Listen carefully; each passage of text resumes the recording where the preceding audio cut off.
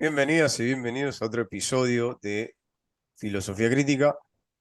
En esta oportunidad tenemos un invitado muy especial, Jorge Altamira, dirigente histórico de la izquierda argentina, actualmente uno de los líderes del Partido Político Obrera. ¿Qué tal, Jorge? ¿Cómo estás? ¿Qué tal? Buenos días. Gracias. No, gracias a vos, Jorge. Bueno, eh, no tenemos mucho tiempo, así que, ¿cuál es tu balance de las PASO? ¿Cómo ves todo este auge de la extrema derecha, que para algunos fue medio impensado? Bueno, todavía no ha concluido este proceso electoral, pero indudablemente que la envergadura de la crisis económica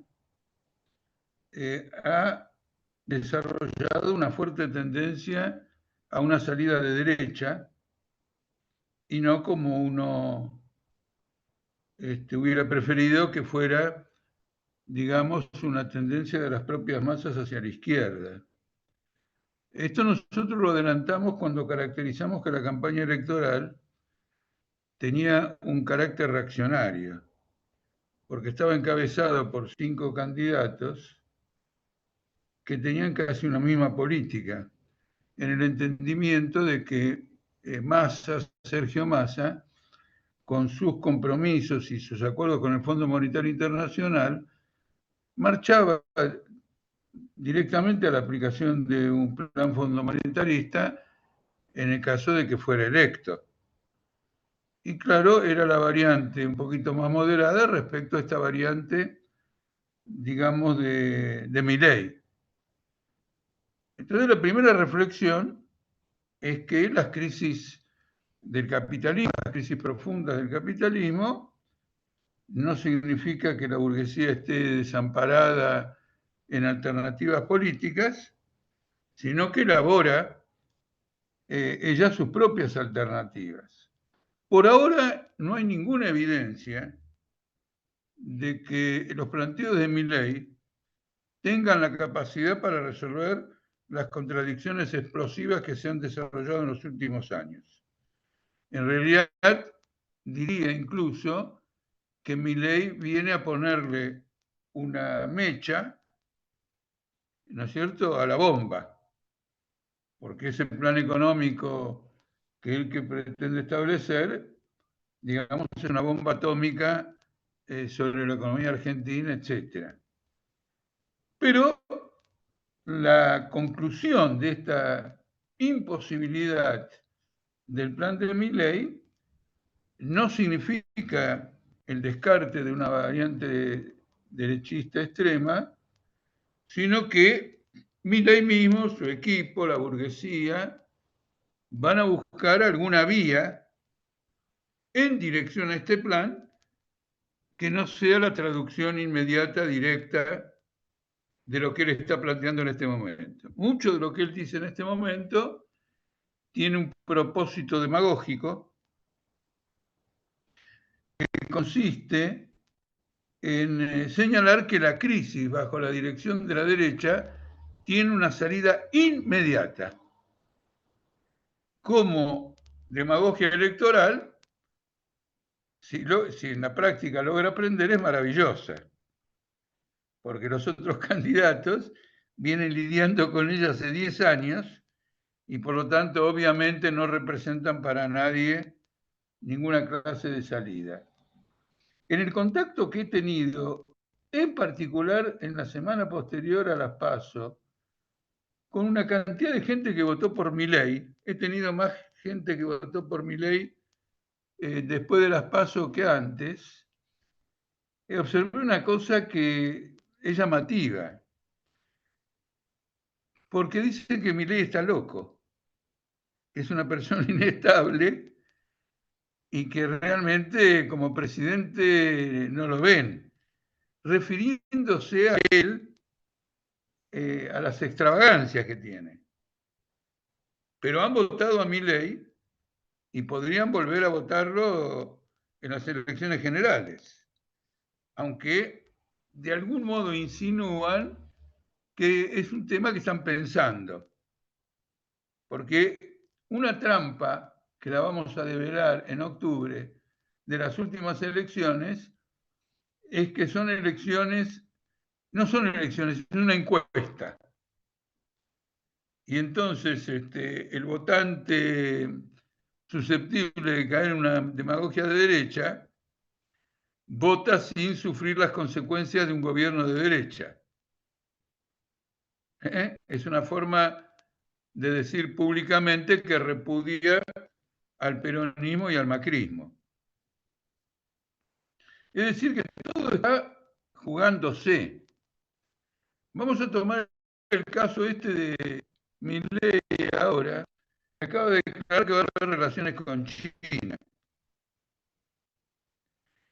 Uno lo puede tomar a la ligera porque Argentina está muy atada comercialmente con China. Pero no hay que olvidar que Paraguay, por ejemplo, tiene relaciones con Taiwán. Y tampoco hay que olvidar que un gran grupo económico acá en Argentina vería bien una ruptura de relaciones con China, como es el grupo Techín. Yo acabo de escribir sobre eso, porque Techín desde hace muchísimo tiempo confronta con China en el mercado de la siderurgia. Es un mercado mundial sobreabastecido y por lo tanto la producción china tiene prevalencia en el mercado mundial porque sus costos son inferiores.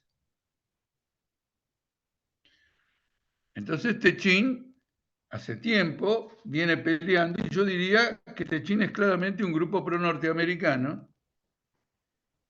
Y entonces uno se pregunta, ¿qué puede conseguir siendo norteamericano? Bueno, puede conseguir lo siguiente. Estados Unidos está replegando inversiones en China y en otros lugares del sudeste asiático hacia México y hacia Estados Unidos.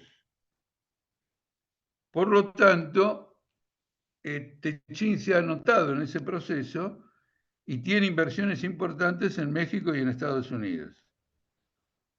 Te hago esta conformación porque en definitiva lo que digan los candidatos tiene que estar sustentado por algún problema clave que hay que resolver, no puede ser solamente palabrerío, porque después hay que ejercer una función de gobierno. Entonces ahora la clase obrera va a tener que atravesar, si no una experiencia de gobierno de Milei, nadie puede asegurar que vaya a ganar las elecciones generales o que vaya a ganar un balotaje, podría ocurrir, pero podría también no ocurrir, pero enfrenta este proceso y desde hace bastante tiempo, desde antes de la pandemia, pero en particular con la pandemia, en la clase obrera argentina hay una profunda apatía política. Hay una delegación excesiva, es decir, más alta que la normal, en la burocracia sindical para hacerse cargo de los problemas salariales y de los contratos de trabajo, y hay una marcada indiferencia política. Esto podría cambiar con la marcha de la crisis y también podría cambiar porque el lunes posterior a los resultados electorales se registraron en las fábricas muchas discusiones que normalmente están reservadas a los partidos de fútbol del domingo, entre quienes dijeron que votaron a Milei y sectores más luchadores que los confrontaron con mucha dureza sobre esta cuestión. Esto es muy sano, porque a través de ese debate político puede reavivarse el interés y las preocupaciones políticas de la clase obrera. Sobre el tema Milei mismo, quiero también hacer una advertencia que es muy importante. Milei viene acompañado por un voto que no va a Milei, sino que como ocurrió en la provincia de Buenos Aires, vino con corte de boleta en favor de los intendentes. ¿No? Es decir que, a ver, el elector que votó a Milei no dejó de continuar atado al vínculo que tiene el aparato político del peronismo en los distritos municipales. Y esto se replica de una forma diferente en las provincias, porque en las provincias ganaron los gobiernos, de un modo general, ganaron los gobiernos establecidos o variantes parecidas en elecciones que antecedieron a la elección nacional, y una vez cumplido eso, una vez asegurado el poder en la provincia, en las elecciones generales, donde ya no se votaba candidaturas provinciales, el voto se trasladó casi mecánicamente a Milei.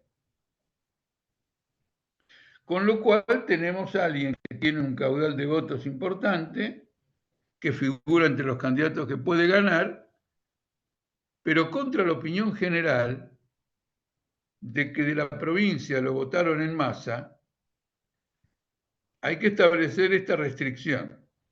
Las provincias que lo votaron en masa, en las elecciones provinciales, estando ya Milei como candidato para la general o para las PASO, votaron en masa, por ejemplo, en el caso de Tucumán, al peronismo provincial. Una vez que quedó agarrado firmemente el poder provincial en manos del peronismo, se desentendieron de la elección nacional, sea el gobierno de Tucumán, sea los electores que votaron por ese gobierno, y votaron a masa. Esta es una combinación que debilita profundamente a Milei, o la perspectiva de Milei, pero que también abre la perspectiva de una nueva cooperación, un nuevo tipo de cooperación entre la casta peronista y el anticasta libertario. Bueno, no quiero extenderme más, tiene muchas ramificaciones, porque también todo esto que señalé y las ramificaciones que todavía podrían señalarse, hay que ir verificándolas en la práctica. Hay que ir, digamos, viendo cómo se conforma. Hay una cosa de todos modos que te quiero decir, porque la he escrito bastante extensamente.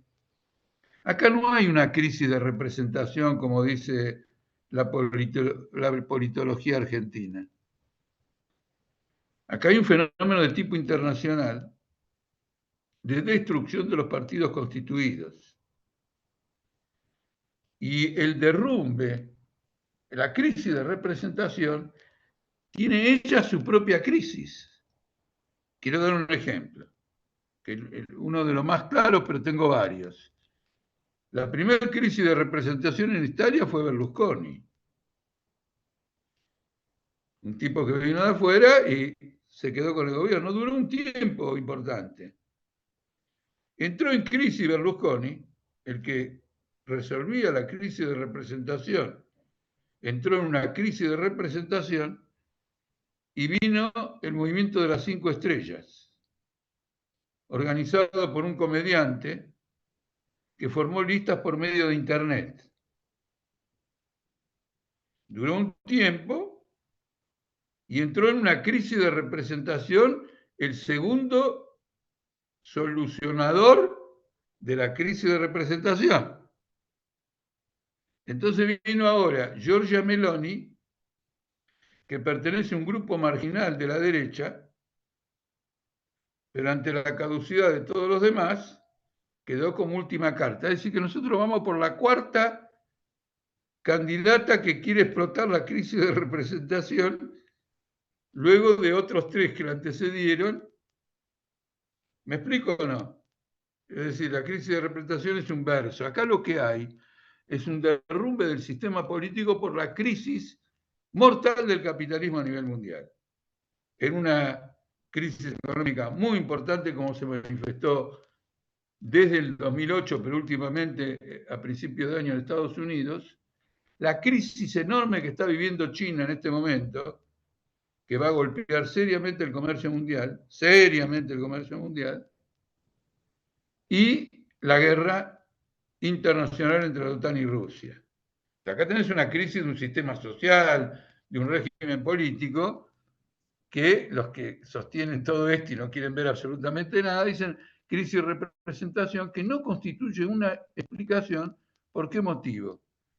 Porque es siempre una descripción de los hechos consumados. ¿Se entiende? Es decir, cuando se produce la crisis de los partidos establecidos, en una elección en que gana alguien que viene a juicio, hay una crisis de representación. ¿Se entiende? Es decir, le ponen una etiqueta a un suceso que ya ocurrió. Lo interesante hubiera sido que digan que necesariamente se va a producir una crisis de representación y hagan una previsión. Entonces, en ese caso, pueden descubrir una tendencia que nadie a lo mejor había visto. Es decir, esto sanciona los hechos consumados con el propósito de ocultar una crisis irreversible de régimen. Bolsonaro nació de una crisis de representación y después se hundió como consecuencia de una crisis de representación motivada porque los brasileños se morían como mosca bajo la pandemia y como se está juzgando ahora en los tribunales, esta gente hacía negociados con la vacuna. Ahora mismo, un general, se llama Cid, de apellido, Mauro Cid o algo así, ha dicho que va a confesar su delito de estar preso con los negociados que le pidió Bolsonaro con el movimiento de las vacunas. Bueno, es decir, estamos en una situación extremadamente explosiva en la que el elemento más dramático o el elemento más estratégico es la apatía de la clase obrera. Y vos fíjate que esto es interesante porque la derecha gana en Juntos por el Cambio, Bullrich le gana a Larreta, Massa es la derecha del peronismo, ¿no es cierto? Y en el frente de izquierda, Unidad, se produce un derrumbe completo como una fuerza que frente a la situación que vive el país, resulta, ¿cómo diríamos?, ajena. Es ajena al desarrollo de la crisis del país. El líder del Polo Obrero, Beliboni, escribió ayer o anteayer en el periódico del Partido Obrero que los miembros del Polo Obrero votaron a Milei. Él lo escribió. Después de una larga demagogia de 2-3 años, mostrando que el Partido Obrero estaba formando un Polo Obrero trotskista, militante y consciente. En una farsa era esconder que eso no ocurría, porque quién puede ir a comprobarlo, y ahora señala en un artículo que una mayoría de su gente votó a Milei. Algo que efectivamente puede haber ocurrido cuando uno ve el diseño general de la crisis, en donde la demagogia de Milei prendió en muchos sectores populares, que creen que, por ejemplo, con la dolarización se resuelve el problema inflacionario y que van a poder viajar por el mundo como si tuvieran un pasaporte que no requiere visa, van a andar con dólares. Es evidente que no entienden que para llegar a la dolarización todavía tiene que producirse una depreciación descomunal del peso y un hundimiento brutal de las condiciones de vida de ellos mismos. Tremendo, Jorge. Esto último que señalás de Beliboni, que incluso esto que vos señalás de Beliboni, también lo decía Solano, como si nada, es tremendo. ¿No? ¿Qué pasa con la ¿Sabes qué izquierda? tiene de interesante? ¿Sabes qué tiene de interesante? Que la gente no se da cuenta pero revela el carácter profundo y estratégico de la crisis del Partido Obrero que llevó a la expulsión. ¿Me explico? Sí, Porque totalmente. ahí, en esa crisis, se discutieron mal, en forma bruta, en forma provocadora, se plantearon, no se discutieron, se plantearon dos alternativas y la alternativa que se impuso por métodos profundamente burocráticos y de aparato ha llevado a esta situación. Ha llevado efectivamente a esta situación. Se ha hecho pelota el Frente de Izquierda, se ha hecho pelota el aparato del Partido Obrero que no pasó las PASO porque perdió y entonces no tiene representación en la elección general y se está haciendo pelota el pueblo obrero. Entonces, miren ustedes la importancia que tiene la crisis en una pequeña organización, pequeña quiero decir, en relación a los principales partidos. La crisis política en una organización, ¿qué significado profundo ha tenido?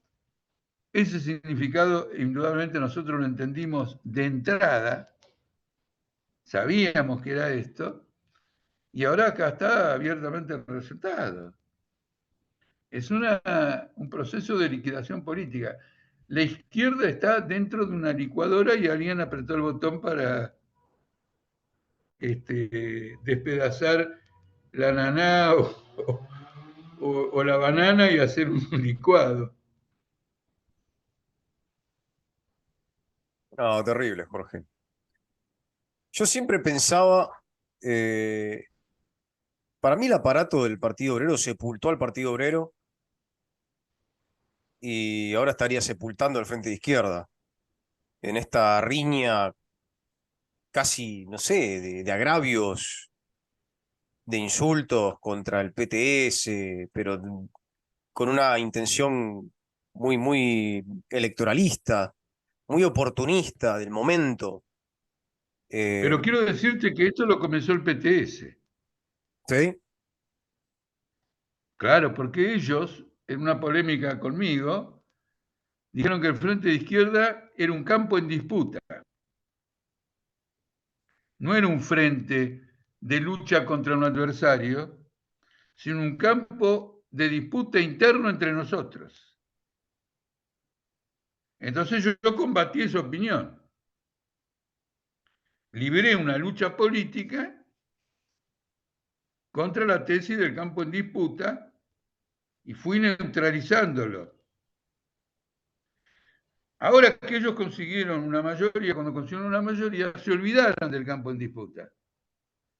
Pero buscaron monopolizar las candidaturas en perjuicio de los demás,